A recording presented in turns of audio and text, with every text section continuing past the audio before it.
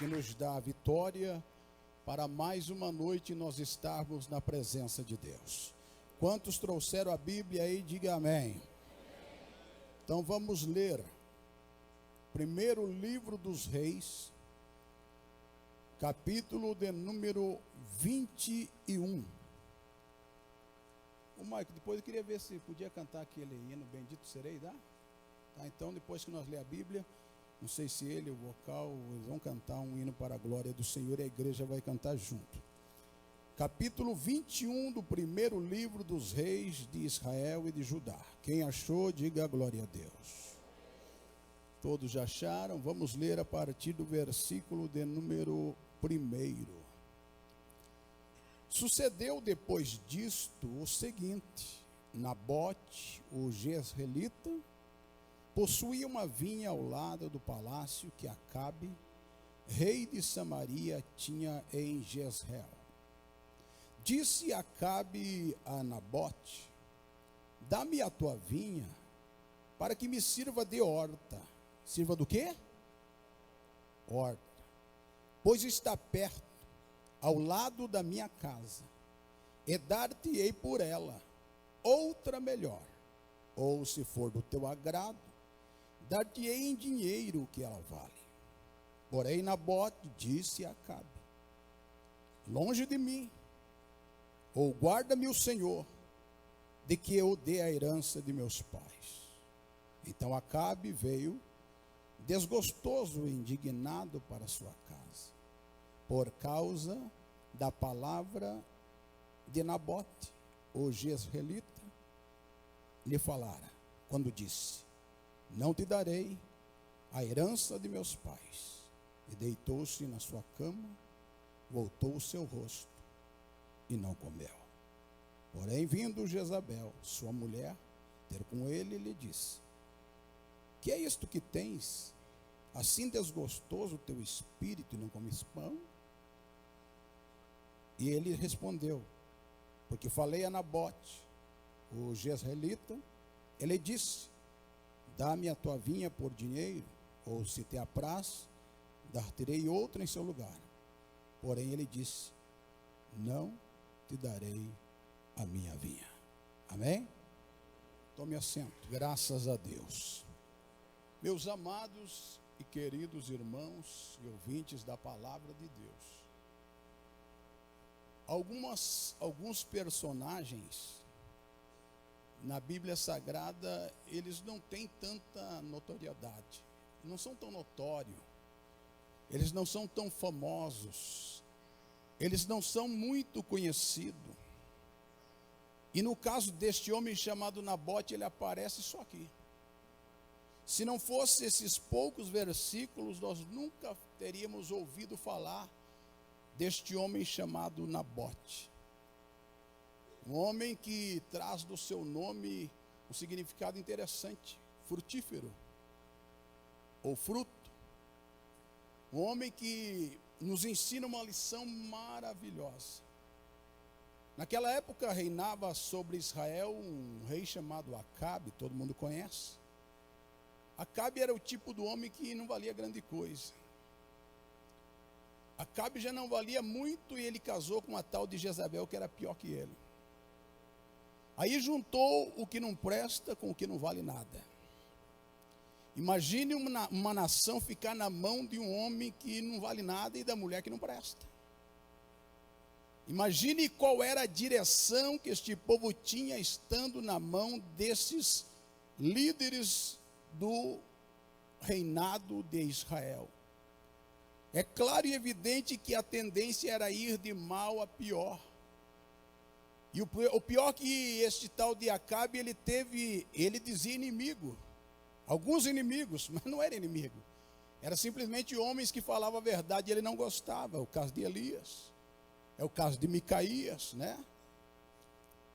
E este Acabe, ele tinha o palácio dele. E do lado do palácio dele, tinha essa terrinha aí do tal do Nabote. Uma vinha, ou seja, uma plantação de uvas. E o olho de Acabe cresceu sobre a vinha de Nabote. E olha qual era a intenção dele: de me venda porque eu quero fazer uma horta. Quem tem horta em casa, levante a mão. Horta, irmão, se você tem um terreno de 500 metros, horta vai dar uns 20 metros, não é? Horta é uma coisa minúscula. Me venda essa terra que eu quero fazer uma hortinha, que para ele a terra de Nabote não valia mais que isso. Se ele dissesse: me venda porque eu quero aumentar o meu palácio, fazer uma edificação magnífica, não, eu quero só para fazer uma hortinha. Fala aí o que se quer, né?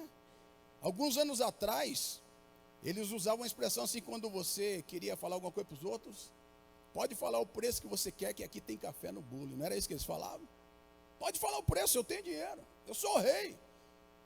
Fala aí o que você quer uma melhor do que essa, eu te dou. Ou se você quer em dinheiro, pode botar o preço que você quiser e eu entrego para você. Pensando ele, vai ser fácil de enganar esse homem, um homem simples. Mas ele não esperava a resposta que ele recebeu. Ele não imaginava o que Nabote iria dizer para ele. Disse: olha, o negócio é o seguinte, Acabe, a minha terra não está à venda, eu não dou, não empresto, não entrego e não faço negócio nenhum com ela. Eu recebi por herança do meu pai e eu não abro mão daquilo que é meu. Eu não troco, eu não faço negócio nenhum. E Acabe ficou revoltado, mas esta era a palavra de Nabote: não vendo, não dou e não empresto, é meu e vai ser meu enquanto eu viver. O que isso quer dizer nesta noite? Eu quero falar, se Deus me der graça, sobre não negociar princípios da nossa vida cristã. Não negociar princípios da nossa vida cristã. O cristianismo da atualidade, há quem se gabe. Esses tempos eu estava ouvindo, época de política, que alguém dissera que o Brasil tem cerca de 40 e tantos milhões de crentes evangélicos.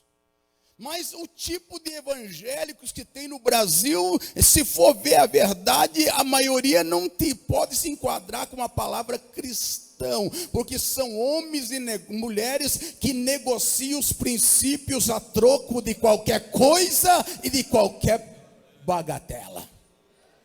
São crentes do tipo, um dia eu estava ouvindo uma atriz, não vou falar o nome porque é fora de ética, mas uma atriz que rebolava, você já sabe quem que é? Ela se converteu. Daí o repórter foi e disse: dona, a senhora é crente agora? Graças a Deus. Mas a senhora continua dançando seminua, rebolando assim, e é crente? Ela disse: a minha profissão não tem nada a ver com a minha fé. Então, se for assim, daqui uns dias nós poderemos ser traficantes e ser crente. Se for assim, daqui uns dias as mulheres podem ser prostituta e à noite ser crente. O camarada pode ser o que for e à noite não. A minha profissão não tem nada com a minha fé. Irmão, quem serve a Deus, ele procura agradar a Deus em todos os sentidos. Quem serve a Deus não negocia a sua fé. Ele não abre mão, ele faz como até os mártires do Coliseu, da igreja primitiva. Eles preferem morrer do que abrir mão da sua fé em Cristo Jesus. Eles preferem a morte do que negar o nome do Todo-Poderoso. Mas a igreja do século 21, não todos, é claro, mas uma grande parte tem trocado e se vendido e ser seduzido pelo mundo. A ponto de nós ver dentro das igrejas festa junina cristã. Um dia eu estava indo pregar lá na fazenda em Rio Grande, eu estava de ônibus e parei no terminal da fazenda, esperando o irmão que vinha me buscar lá, e do lado lá do terminal tinha um arraial, e de repente o camarada anunciou: agora venha tomar o crentão, ó, não é quentão, é o crentão. Eu disse: meu Deus, aonde que nós vamos parar? Qual é o fim desse povo que está tão misturado, se vender a Satanás, vendendo os seus princípios, entregando tudo de bandeja? Mas eu espero que aqui neste lugar, nesta noite, tenha crentes como Nabote. Eu morro, mas morro servindo a Deus e não abro mão da minha fé. Porque o diabo, ele quer negociar os princípios cristãos. Ele quer fazer com que eu negocie a minha fé. Lembra quando Deus enviou Moisés para tirar o povo do Egito? Depois de muitas pragas, agora Faraó começa a tentar negociar com Moisés. Moisés disse: olha, eu quero que você liberte o povo para ele sair do Egito para sacrificar a Deus. A primeira proposta que Faraó deu a Moisés, disse: não, para que sair daqui? Sirva a Deus e sacrifique a Deus aqui dentro do Egito mesmo. Não precisa você sair daqui, não precisa você sair do mundo, não precisa se desligar do sistema. Você pode continuar sendo crente e praticando tudo que eles praticam. Mas Moisés disse: longe de mim, nós não se misturamos, nós somos um povo separado para a glória de Deus. Daí, como ele não conseguiu desse jeito, ele disse: tudo bem, eu até libero vocês para sair daqui, só que não vá muito longe. Adore a Deus aqui, não precisa se desgarrar muito, não precisa se desvencilhar muito. Seja um crente meia boca. Um crente que hoje está na igreja e canta um hino, amanhã canta uma música. O crente que hoje serve a Deus e amanhã você encontra ele. Como eu digo, tem crente que você encontra ele, primeiro você tem que deixar ele se identificar, para depois você responder. Porque se você diz bom dia, ele diz Pai do Senhor. Outro dia você diz Pai do Senhor, ele diz bom dia. Daí você torna a dizer bom dia, ele diz Pai do Senhor. Você tem que esperar primeiro ele falar, para decidir de que lado ele está. Não, Deus não quer crente hoje aqui e amanhã ali. Ele quer crente que permaneça fiel a ele em todo o tempo, em todo instante, que não se misture, não vá muito longe. O diabo, irmãos, ele quer roubar a nossa identidade de cristão, ele quer mudar a nossa identidade. Lembra quando Nabucodonosor invadiu Jerusalém, invadiu Israel? Ele levou o povo cativo e levou alguns nobres, alguns da realeza, uns jovens de boa aparência, para ensinar eles toda a sorte da cultura dos caldeus, ensinar as doutrinas, os princípios, a cultura dos caldeus. E entre esses jovens estava Daniel, Azarias, Ananias e Misael, ou Sadraque, Mesaque e Abidnego. Levou eles eram jovens. E jovens geralmente, diz a cultura, que eles são fáceis de maleáveis para mudar de ideia. Tem moço que ele é crente, mas se ele entrou na faculdade, a fé dele sucumbe. Ele é crente, mas depende da empresa que ele trabalhar, a fé dele vai embora. Mas o crente verdadeiro, não importa o território, ele vai dar glória a Deus e testemunhar de Deus aonde os pés dele pisar. Eles foram para lá, e o rei quis servir o manjar do rei, que era bom. Não era algo ruim, era uma comida boa, era algo bom. Mas a Bíblia diz que eles assentaram no coração. Eles disseram: olha, eunuco, eu quero dizer uma coisa. A comida é boa, a oportunidade é boa, a promessa, a propaganda é boa. Mas eu queria pedir uma coisa: se for possível, eu não quero o manjar do rei, eu não quero a bebida do rei. Nós vamos nos alimentar de verdura e água. Nós não queremos que o rei está oferecendo. Nós temos um princípio e nós queremos honrar este princípio. Mas tem gente que depende da ocasião. Este dia estava falando que tem os crentes de hoje, em regra geral, não todos, eles se tornam camaleão. Como camaleão, irmão? Ele muda de cor conforme o ambiente, ele dança conforme a música, ele anda conforme o movimento. Dentro da igreja, glória a Deus, aleluia, e eu sou crente, não sei o quê. Mas lá na rodinha, ele fala o que ele não deve, ele bebe o que não deve, ele come o que não deve, ele anda do jeito que não deve. Aqui o pastor não está me vendo, aqui os irmãos não estão me vendo, mas o Deus Todo-Poderoso está vendo, e está vendo que nós estamos negando os nossos princípios de fé. Princípios de fé. E esses moços agora cresceram, começaram a morar naquele ambiente inóspito, um ambiente idólatra, um ambiente difícil, um ambiente complicado. Chegou uma época que o rei Nabucodonosor, no campo de Dura, resolveu criar uma estátua de 60 côvados, cerca de 27 metros de altura.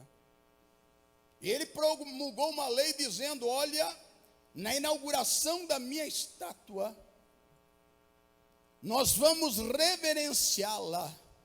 E assim que tocar toda sorte de aparelho musical, instrumento musical, todos devem se dobrar e ajoelhar diante da estátua que eu, Nabucodonosor, edifiquei.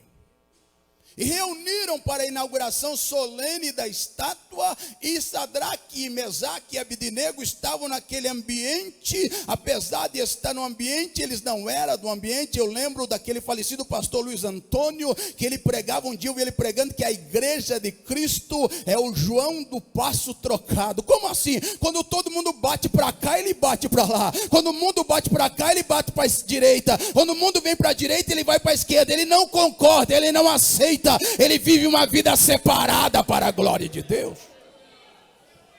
E eles lá, de repente começou a tocar as músicas. E era só gente dobrando o joelho.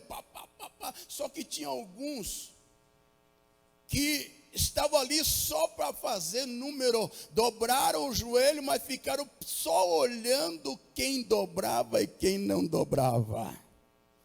Parece um monte de crente que ele dobra o joelho e fica sondando pela fresta do banco quem chega.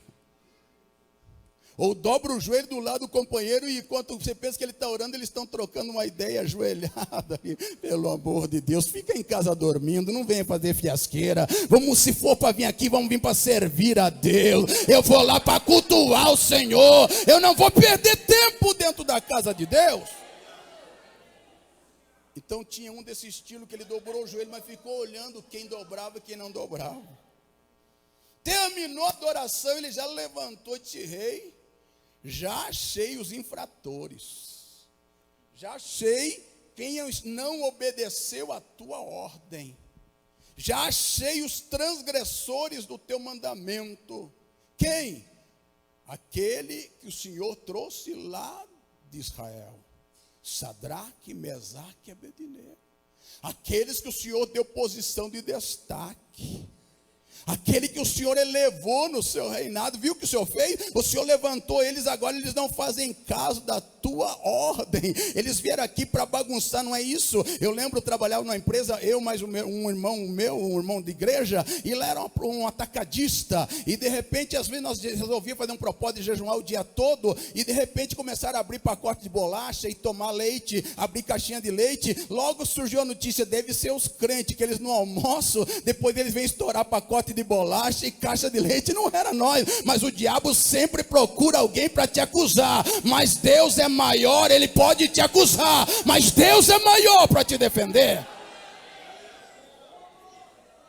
Os crentes que o Senhor trouxe fizeram isso.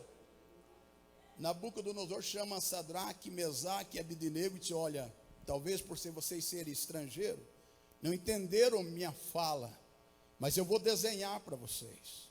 Olha, a ordem era a seguinte: se quando tocasse os instrumentos todos, até vocês deveriam dobrar o joelho e adorar a estátua que eu levantei. Mas deixa eu avisar vocês, eu vou dar mais uma chance. Vocês não dobraram na primeira, mas eu vou dar a segunda chance. Eu vou mandar tocar, e agora eu vou ficar olhando vocês se dobrar diante da minha estátua e adorar. Eles disseram ao rei: quer saber da coisa? Não perca nem teu tempo tocando os instrumentos, nem perca o tempo e nem deixe os músicos cansados. O negócio é o seguinte: nós não adoremos e nós não adoraremos a tua imagem, nós não se dobraremos. Nós temos um princípio de fé e nós não negamos o nosso Deus por nada. Mas se vocês não adorarem, eu vou lançar vocês na fornalha de fogo. E diz: olha, se o Deus a quem nós servimos quiser, Ele nos livrará da tua mão e da fornalha. Agora, se não for a vontade dEle nos livrar da fornalha, vai morrer 3 crentes carbonizados, mas vai chegar na glória 3 salvos em Cristo Jesus. E não se dobrou, e não quebrou o princípio de fé. Mas nós se trocamos tão fácil. Hoje o cristianismo está tão frágil, que não dando um aperto de mão para o irmão, ele já se desvia. Se não deu oportunidade para ele, porque ele ensaiou e não cantou, ele já fica bravo e não vem mais para a igreja. Eles se negam por qualquer coisa, nem precisa uma prova grave, qualquer coisinha é motivo de você encontrar ele aí. Hoje ele está na igreja, amanhã você já encontra ele tudo estrambelhado, e diz: o que aconteceu? Não, o pastor, o líder, não sei o que. Não, isso não é cristianismo, não. Cristianismo é aquele que não abre mão da sua fé. Ele é perseguido, é caluniado, mas ele continua na presença de Deus. Mas, irmão, é que você não é jovem. Se você fosse jovem, você ia ver o que é difícil servir a Deus. Concordo. Jovem servir a Deus não é fácil, mas não é fácil para ninguém. Não é só para jovem. Para ninguém. José tinha quantos? 17 anos. 17 anos. E já temia a Deus. E por causa dele temer a Deus e por causa dos sonhos que Deus lhe dera, ele foi vendido pelos seus irmãos e foi parar lá no Egito. Os ismaelitas compraram ele dos seus irmãos e levaram ele para o Egito. E agora José foi levado para a feira de escravos. E agora José está lá na feira de escravos sem roupa, só com as roupas de baixo. Por quê? Porque na feira de escravo ele ficava sem roupa para ver se ele tinha impinge, mancha, micose, lepra ou qualquer doença de pele. Os egípcios eram extremamente zelosos pela higiene pessoal. Tanto é que eles raspavam a cabeça para não pegar piolho.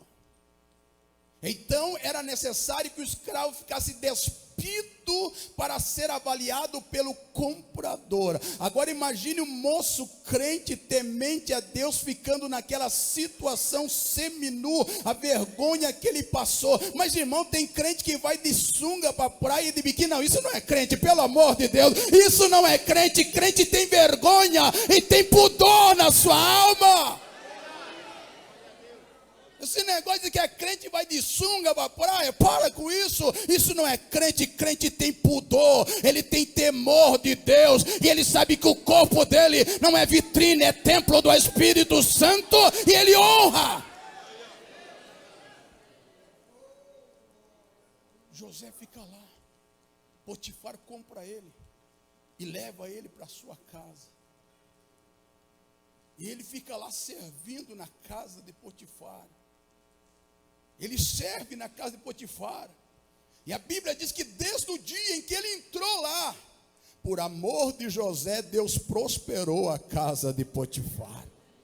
A presença de José, ela trouxe prosperidade naquele lugar. O pior é que nós temos uma porção de crente que a presença dele causa tribulação. Ele está em casa, de repente, meu Deus, lá vem fulano de tal. Ele não tem alegria de receber o crente. Ele tem pavor quando o crente se aproxima da casa dele. Nós precisamos mudar esse conceito. Onde eu e você chegar, a paz de Deus tem que chegar junto conosco. Alguém tem que se sentir prazer de estar diante de nós. E ele agora, a casa de Potifar começa a prosperar. E o diabo astuto cresce o olho sobre José e toma a vida da mulher do Potifar, e ela começa a tentar seduzir José. Um rapaz, ele poderia dizer: quer saber de uma coisa? Estou longe do papai, estou longe dos meus irmãos, aqui ninguém está me vendo, aqui ninguém sabe que eu sirvo o Deus Todo-Poderoso. Não custa nada, mas não. Quando ela chegou até ele, ele tinha princípios. Quando a mulher de Potifar insistiu, José, deita comigo. Ele disse, mulher, pensa bem, o teu senhor, o teu marido me constituiu aqui, eu comando toda a casa, ele não sabe de nada, mas aqui nesta casa ele é maior do que eu. E tem um detalhe, ele me disse para mim, ó, tudo que tem aqui se comanda, só não chegue perto da minha mulher, e de longe de mim, atentar contra, na tua vida, pecar contra o meu patrão, e também contra o Deus Todo-Poderoso. Longe de mim negar a minha fé em Deus Todo-Poderoso. Mas hoje nós negamos Deus por qualquer coisa, quebramos princípio, quebramos regra, quebramos protocolo. Nós sabemos o que devemos fazer, mas nós ficamos questionando. É que nem Balaão, nós somos às vezes como Balaão. Como Balaão, irmão? O Senhor disse, olha, vai vir aí, ou aliás, Balaque foi na casa de Balaão e disse, ó, eu quero que você amaldiçoe o povo de Deus. Daí Balaão disse, espera aí que eu vou falar com Deus. Irmão, já era na cara que ele não tá, Deus não estava no negócio. Mas ele foi orar, Senhor, está aqui Balaque, ele mandou prêmio, ele mandou presente, ele quer que eu vá e amaldiçoe o teu povo. O que o Senhor diz? O Senhor diz, claro que eu digo que você não vá, não quebre esse princípio, isso não funciona. Ele levantou de manhã e disse, olha, o negócio é o seguinte, Deus não me permitiu, os homens foram embora, passou um dia, veio homens mais honrados, chegaram e disseram, nós viemos fazer uma nova proposta para você, você vai amaldiçoar Israel. Ele disse, espera aí que eu vou orar de novo. Irmão, já tinha orado, Deus tinha dito que não. Por que está insistindo, querer que Deus diga sim? Às vezes nós somos assim, queremos quebrar um princípio e ficamos insistindo, procurando alguém que dê uma palavra favorável para mim cometer o erro. Mas nesta noite Deus não quebra o princípio, eu tenho ensinado a você através da minha palavra.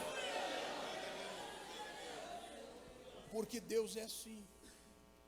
Ele não quer que eu e você quebre o princípio. Mas se eu começar a teimar, Ele deixa eu quebrar o princípio e depois eu quebrar a minha cara. Observe que a segunda vez ele orou, Deus disse, já que você quer ir, eu vou te deixar. Vá, mas fale o que eu vou fazer. Fale o que eu te mandar. E se você ler na Bíblia, vai dizer que a partir daquele momento, Deus se tornou adversário de Balaão naquela caminhada. Longe de mim, Deus ser o meu adversário. Eu quero que Ele seja o meu ajudador. Por isso, quer que Deus te ajude? Não quebre princípios da tua fé. E Deus terá prazer em honrar você aonde os teus pés pisarem. José, ele prosperou naquele ambiente difícil. Deus... Lembra que Jesus disse, Pai, não os peço que tire do mundo, mas que os livre do maligno. Se for, irmão, eu sempre digo, Deus, Ele quer que o homem respeite os princípios por Ele estabelecido. Quando Deus colocou Adão e Eva no jardim do Éden, Ele chegou e fez uma caminhada com Adão. Ele disse, Adão, desta árvore pode comer, desta você pode comer, desta também, desta também, desta também, desta também. Daí chamou ele aqui, vamos dizer que essa aqui era a árvore da ciência do bem e do mal. Ele chamou e disse, Adão, ó, essa aqui, ó, dá uma olhadinha, olha bem, desta aqui, por favor, não toque, não se aproxime, porque o dia em que você tocar, você vai morrer. Deus não poderia ter pegado aquela árvore e feito arrancado e jogado fora e dizer, não, agora não vai ter perigo. Mas Deus quer ver até onde eu sou capaz de guardar os princípios que Ele estabelece. Deus quer saber até onde você e eu temos o temor dEle para guardar os princípios por Ele estabelecido. Ele não proíbe você de nada, mas você tem regra, tem limite, e você tem que respeitar os limites que Deus impõe para a tua vida. Nós temos que respeitar, nós temos que sujeitar, nós temos que estar sujeitos. Daniel, um amigo de Sadraque, Mesaque e Abednego, ele está lá no reino de Dário Persa, Ciro, e de repente Deus o exaltou, constituiu ele. Ele tinha 120 províncias, e dentre aqueles 120 príncipes ele tinha 3. E dentre os 3 tinha Daniel, que era o mais honrado. E isso trouxe inveja. O diabo usou a mente daqueles homens para tentar derrubar Daniel com algum vício, algum pecado imoral, mas Daniel era um homem que tinha princípios. Como é gostoso um crente que tem princípios. Aonde ele vai, o nome do Senhor é honrado na vida dele. Aonde ele passa, é como Eliseu passava na frente da casa da sunamita, já não é a mesma coisa de Geazi. Eliseu passava ali para lá e para cá, um dia parou tomar um café, a mulher disse para o marido: este homem que passa aqui constantemente é um santo homem de Deus, ele tinha princípios de fé. Já não é o caso de Geazi, passava Eliseu e Geazi, ela não falou esses homens, ela falou esse homem, é porque Geazi já não tinha princípio. É só ler a história dele, que ficou leproso por tomar o que não era devido. Em nome de Jesus Cristo, diga a Deus: eu não quero ser um crente leproso, eu quero ser um crente que tem princípio de fé cristã em Cristo. Daniel não tinha culpa, não acharam defeito na vida secular, foram procurar na vida espiritual. E a Bíblia diz que Daniel tinha um costume de orar 3 vezes ao dia, voltado para Jerusalém. Janela aberta, bando de Jerusalém. Era a profecia que Salomão orou lá no templo, quando inaugurou: Deus, se algum dia nós for levado cativo aqui de Jerusalém, e não puder entrar no templo para orar ao Senhor, aonde nós estivermos, nós viraremos o rosto para a banda de Jerusalém e clamaremos ao Senhor, e o Senhor nos ouvirá. Crente que tem princípio, ele conhece Bíblia. Crente que tem princípio, ele examina a palavra de Deus. E agora eles acharam, Daniel ora a um tal de Deus Jeová, que nós não sabemos quem é. Então já temos um artigo, criaram uma lei, que num período de 30 dias, ninguém poderia clamar a outro Deus, a não ser o Deus dos medos e dos persas. Agora eu quero ver o que vai dar Daniel. Agora ele vai quebrar o protocolo, ele vai quebrar, ele não vai poder orar 3 vezes ao dia. Pegaram uma cópia da notícia e entregaram na mão de Daniel. Daniel, olha o que o rei mandou entregar. Quando ele abriu, ele disse: puxa, durante 30 dias, se alguém fizer uma petição a outro Deus, a não ser o Deus dos medos e dos persas, o tal será jogado na cova dos leões. Se fosse eu ia orar até, mas eu ia fechar a janela, apagar a luz, dobrar o joelho embaixo da cama e orar quietinho, né, pastor Osmar? Não, eu vou orar. Deus, o senhor entende a situação, o senhor está vendo que é ficar. Não. Daniel tinha princípio e fé. Pegou o papel, foi lá, abriu a janela, colocou o papel lá, disse: Senhor, eu estou aqui, eu não vou quebrar o princípio de orar, não. Eu não vou quebrar essa regra, eu vou orar. Se for para ir para a cova do leão, morro devorado, mas o teu nome vai ser glorificado na minha vida. Eu não vou abrir mão desse princípio meu. Sabe o que acontece se você não abrir mão dos teus princípios? Deus te honrará. Lembra do hino que cantou? Deus nos honrará. Aonde eu pisar, aonde eu tocar, Deus vai ser comigo. Se eu tão somente obedecer a sua voz e não desrespeitar as regras por ele estabelecido. E Daniel, você sabe a história, ele foi para a cova, não morreu. Os homens que acusaram, quando mal foram jogados, foram esmigalhados pelos leões. Tamanha era a fome que aqueles homens estavam. E sabe o que aconteceu com Sadraque, Mesaque, Abednego e Daniel? A Bíblia diz que Deus o fez prosperar lá na terra da aflição. Deus fez eles crescerem e serem prósperos lá onde eles estavam. Por quê? Porque eles não negaram a sua fé. Deus, ele fica olhando para mim, para você, e põe, às vezes permite propostas para ver a minha atitude. Às vezes nas coisas banais. Eu estava falando esses tempos, eu fui no supermercado Eu peguei aqueles pacotinhos de suco lá, Tang, coloquei no carrinho. Eu peguei uma caixa de leite e coloquei lá, coloquei em cima do suco e coloquei mais algumas coisas. Daí cheguei no caixa, passei os produtos. Eu perguntei para a moça do caixa, preciso eu tirar a caixa de leite daqui para passar? Ela disse, não, eu tenho o código. Bateu, eu paguei e fui. Quando eu chego no carro, coloco a sacola, quando eu tiro a caixa de leite, eu olho os pacotes de suco e tinha, rapaz, eu não paguei esse negócio. Guardei o leite, guardei tudo, fechei o porta-mala, peguei o punhado de suco e voltei lá no caixa. Eu disse, ô moça, se não cobrou isso daqui, ela disse, eu não acredito. Você estava lá no pátio, você voltou para pagar, que eu não acredito que você fez isso. Pode acreditar, eu voltei, eu poderia ter ido embora, mas não vou, eu nunca vi isso. Então se for um crente, você vai ver muitas vezes, porque um crente honra o nome do Senhor, até num pacote de suco. Deus, Ele permite para ver o que eu falo, o que eu faço, o que você faz. Ele permite. Há um texto que eu gosto, e já vou encerrar, porque o meu horário está indo depressa. Há um texto que está escrito no profeta Jeremias, capítulo 35. A Bíblia fala de uma nação chamada Recabitas, que eram os filhos de Recabe, Jonadab e Recabe. E um dia o Senhor pegou o profeta Jeremias, e disse, vai à casa de Deus, e chama os Recabitas. E ele foi e chamou os Recabitas num cômodo da casa de Deus, numa das câmaras. E o Senhor disse a Jeremias, enche taças de vinho, e dê para eles beber.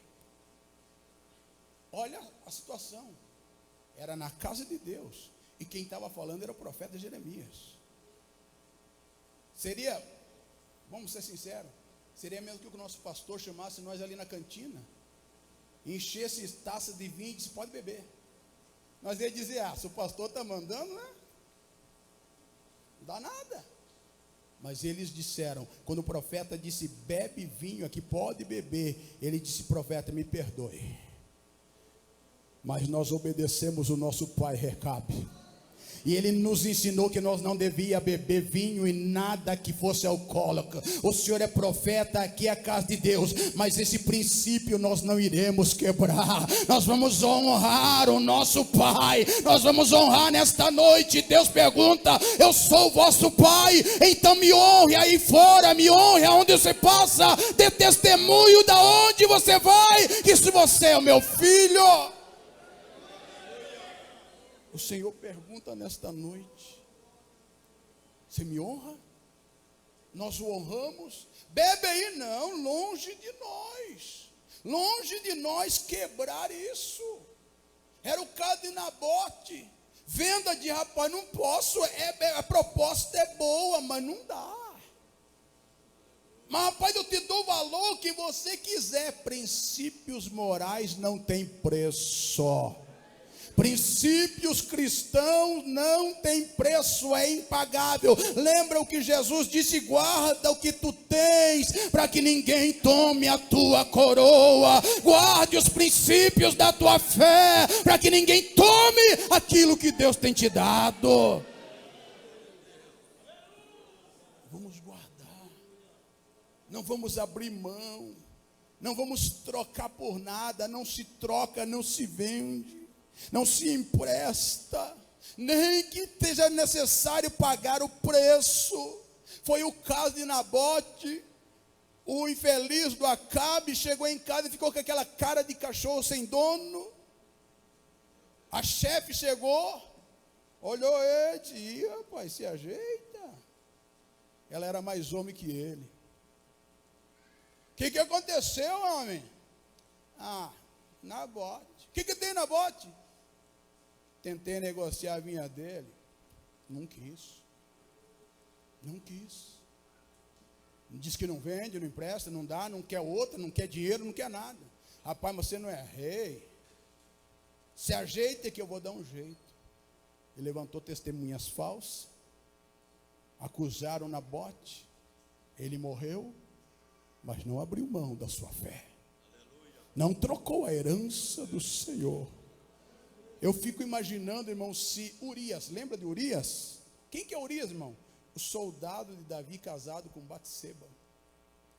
Eu fico imaginando se Urias não fosse um homem de princípio e a encrenca que ia dar. O rei escreve uma carta, e na carta está a sentença de morte de Urias. Urias tinha tanto princípio que ele deu uma lapada até no rei.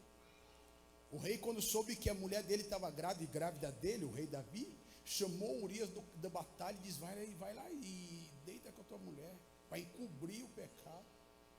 Urias falou com o rei, em vez de ir para lá, ficou no acampamento, no alojamento. Chegou um dedo duro e disse: olha, rei, Urias não desceu para a casa dele. Ai, eu preciso fazer ele ir lá. Ele deitar com a mulher dele para me tampar o sol com a peneira. Ela está grávida.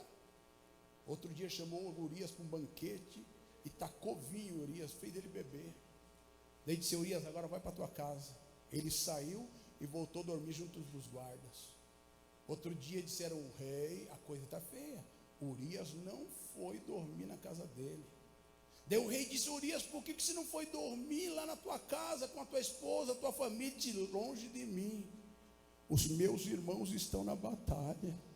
A arca de Deus está na batalha. Da onde eu teria coragem de deitar com a minha mulher, enquanto os meus irmãos estão dando a vida em cal e na prol do evangelho de Cristo? Não posso. Princípio, irmão. O rei então escreve a sentença: coloque Urias na frente da batalha para que ele morra. Colocou envelope, entregou na mão de Urias. Você imagina se Urias não tivesse princípio de: eu vou dar uma abertura na carta para ver o que o rei está mandando. Ele abriu o quê? Eu morrer? Mas não. Ele era um homem de princípios. Levou a carta, entregou na mão de Joabe, sem saber que era sentença de morte. Morreu, mas morreu sem quebrar os seus princípios.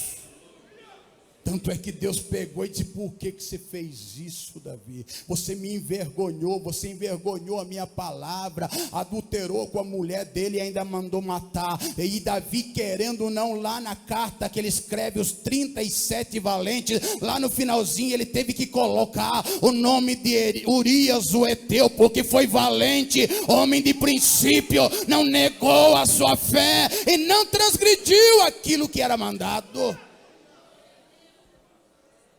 Mas nós, meus amados, somos os primeiros a quebrar a regra.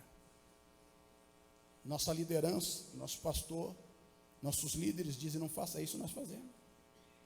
Não ande desse jeito, nós andamos. Desse jeito não é comportamento de uma mulher de Deus, do homem de Deus, nós continuamos andando. E vamos quebrando o princípio. Mas fique tranquilo, Deus está vendo. E a hora do acerto há de chegar. Vamos ser crentes que guardem bons princípios de fé. Fiquem em pé.